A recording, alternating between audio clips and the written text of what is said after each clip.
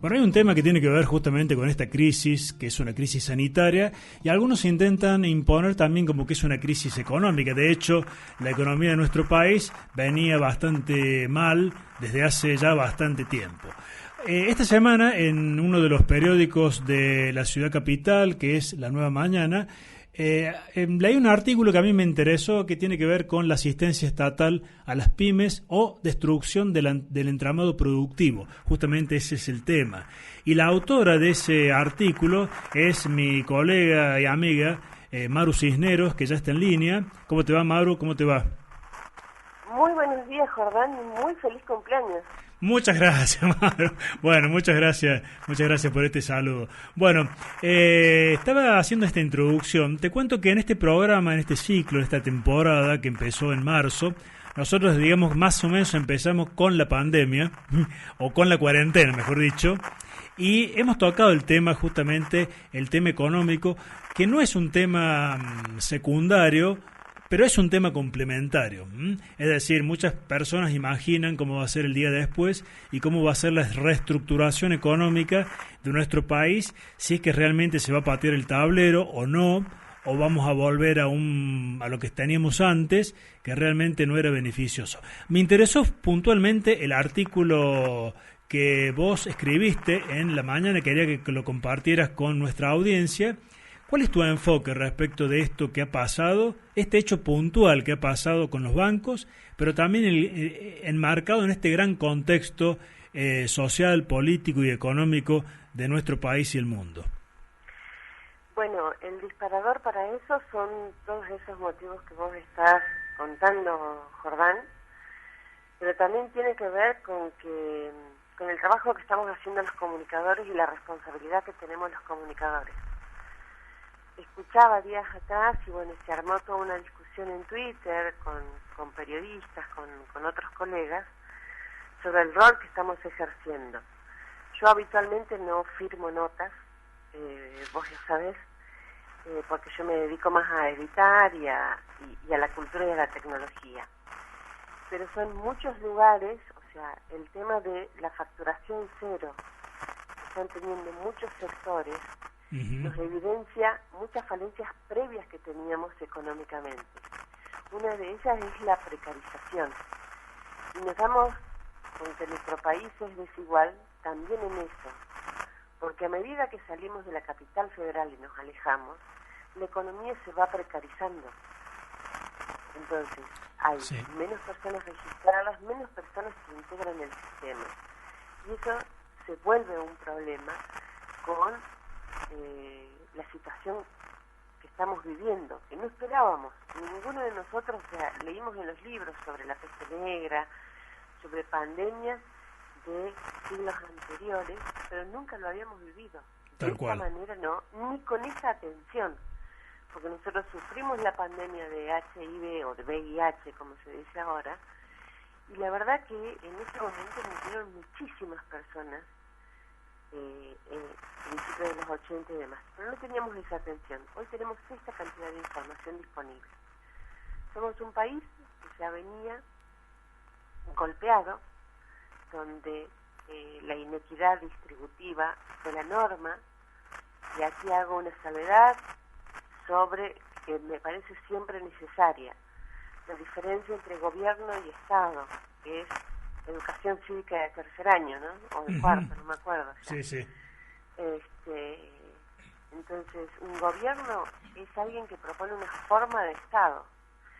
Y la verdad que la forma de Estado propuesta durante los 4 años anteriores era una forma que dejaba a muchas personas afuera, que se hablaba de achicamiento del Estado. Y hoy muchas personas se acuerdan del Estado, pero ¿cómo nos acordamos del Estado?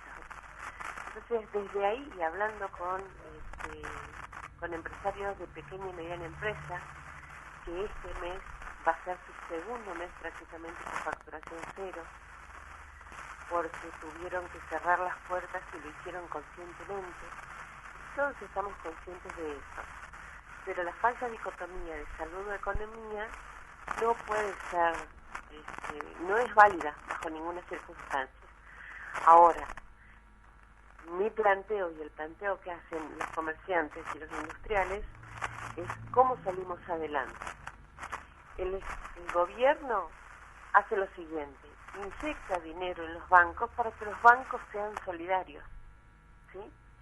Entonces les compra las LELIQs que tenían vigentes y con eso se pretendía que presten dinero a las pymes, no que regalen, que presten dinero, pero a una tasa razonable y para que puedan comenzar a pagar después de octubre, como fue la medida de los alquileres. Bueno, esto no sucedió.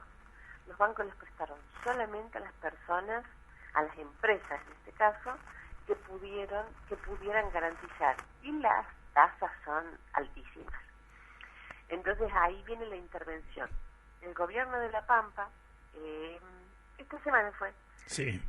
Los diputados, la legislatura pampeana, votó un incremento de impuestos a los bancos que iba del 8% de ingresos brutos a 15%. El motivo, falta de solidaridad. Sencillo, no se fueron con vuelta los pampeanos. Y los pampeanos prácticamente no tienen casos, tuvieron 1 o 2. Sin embargo, están en cuarentenados. Y los bancos, sin embargo, decidieron no ser solidarios. Entonces el gobernador de La Pampa dijo, esto no puede ser. Los legisladores cazan el guante y dicen, bueno, hagamos este proyecto. Les aumentamos los ingresos, los impuestos, el ingreso bruto, sobre los ingresos brutos que tienen, porque los bancos, no importa la época que yo lo digo ahí, Jordán, no importa la época, siempre ganaron dinero. Ahora, yo te quiero hacer una pregunta, Maru, para problematizar justamente esta descripción que vos estás haciendo. ¿Vos no creés que hubo un poco de ingenuidad por parte del gobierno de creer de que todos estábamos en esta gesta colectiva y solidaria? Es decir, los grandes empresarios ya lo han demostrado, no solamente que lo han demostrado sin eufemismos y sin metáforas. Es decir, ellos no están en esta gesta colectiva y solidaria, sino justamente ellos están tras el lucro, no les importa a qué costo. Es decir, los empresarios, los bancos y, por supuesto, apuntalados, como siempre, por algunos medios y comunicadores que son justamente sus voceros. Yo la verdad que no podría decir qué es lo que pasó. Sé que es una medida que se tomó y yo lo que digo es que tendrían que ser diferentes, nada más.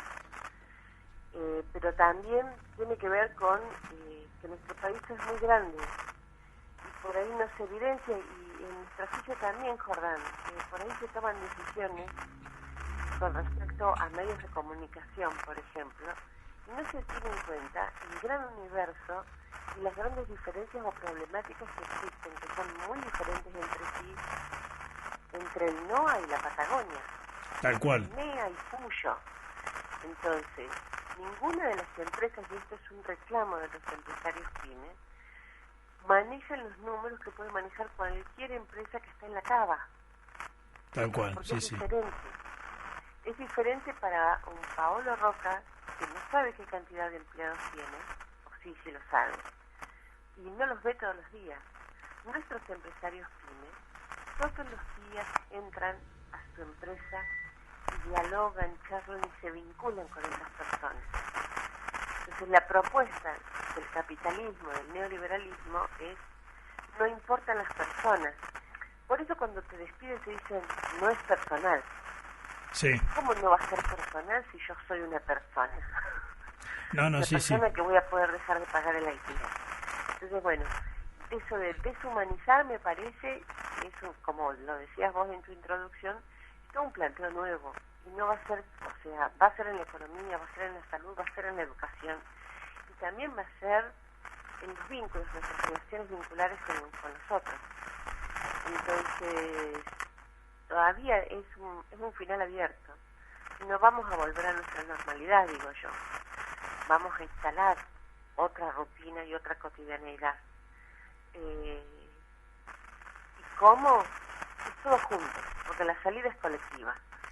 Si nosotros no cuidamos a las pymes, y vos sabés que mi tema nunca fue específicamente pequeña y mediana empresa o economía, pero, por ejemplo, el sector de la cultura es uno de los últimos que va a poder volver a sus actividades, porque en la cultura las actividades siempre son en butacas, en lugares pequeños, donde nos encanta estar amontonados, y bueno, y esto no va a poder ser posible, al menos no por ahora.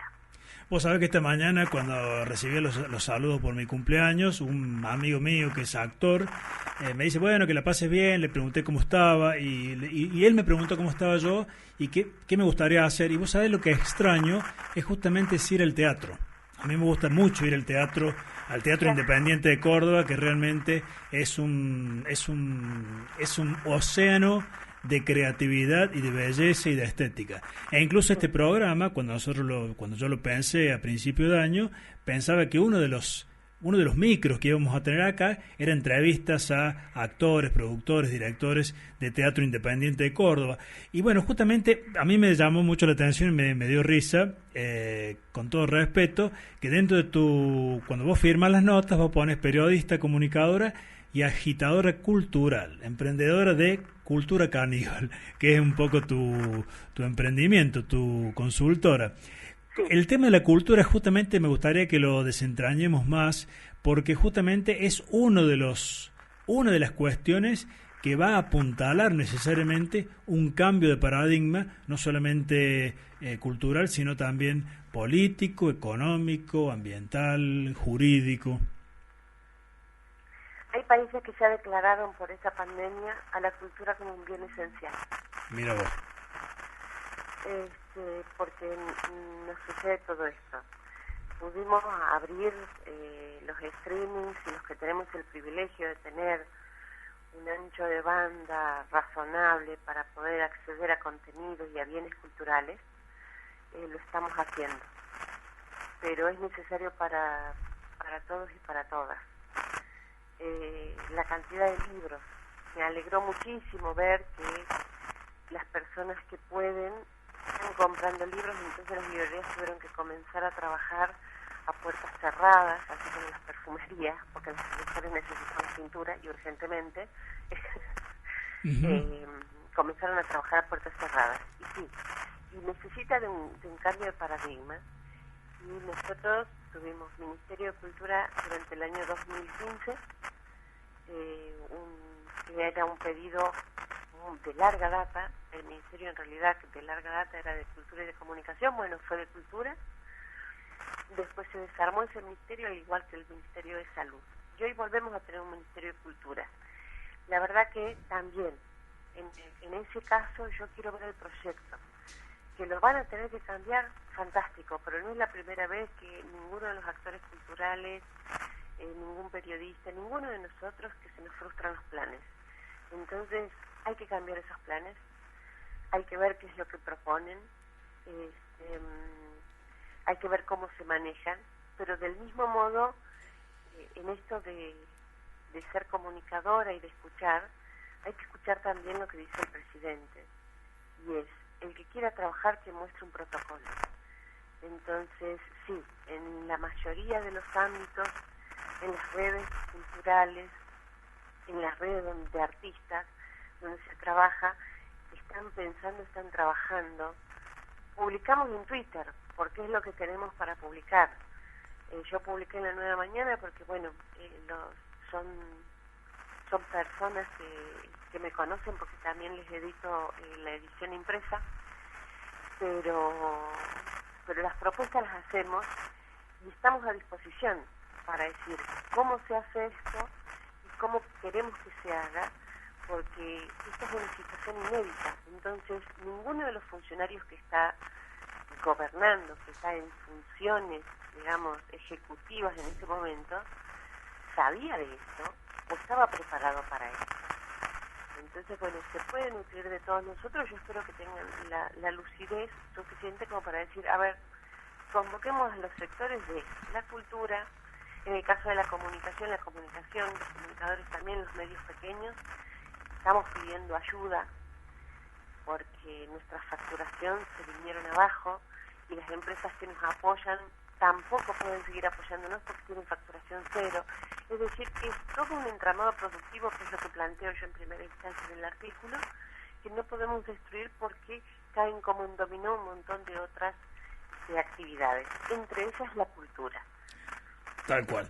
Bueno, Maru, te agradecemos muchísimo esta comunicación con Café con Fernet, acá en Radio Inchin Saldán. Vamos a compartir tu artículo en nuestro Facebook y bueno, vamos a seguir pensando, imaginando, construyendo escenarios y pujando desde abajo justamente para lograr los cambios que nuestro pueblo necesita. Así es, siendo propositivos. Te agradecemos muchísimo, te mando un beso enorme y saludo al Gusti. Muchísimas gracias, acá te mando un cariño y que tengas un muy lindo cumpleaños, Jorge. Muchísimas gracias. Ahí estaba Maru Cisneros, periodista, comunicadora. Ella es la editora de la edición impresa de La Nueva Mañana y agitadora cultural. Genial.